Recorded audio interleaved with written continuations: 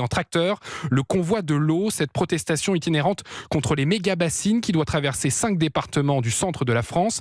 Un parcours organisé par le mouvement écologiste radical Soulèvement de la Terre, se revendiquant festif et non violent. Mais la préfecture de la Vienne déplore des dégradations intolérables du green d'un golfe de Beaumont-Saint-Cyr par des participants au convoi. Une enquête a été ouverte. Son propriétaire, Christophe Jolin, est scandalisé.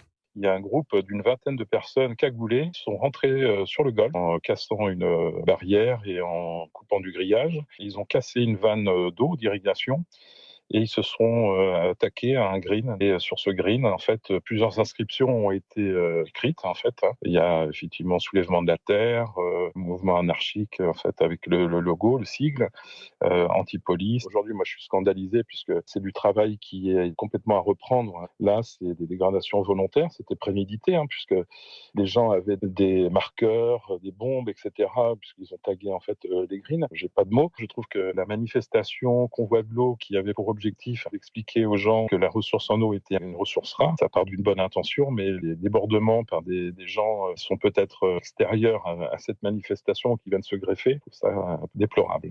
Christophe Jolin, propriétaire du golfe de Beaumont-Saint-Cyr, au micro Europe 1 de Chloé Lagadou. Et rajoutons que la préfecture de la Vienne a annoncé vouloir stopper le convoi pour procéder à des contrôles.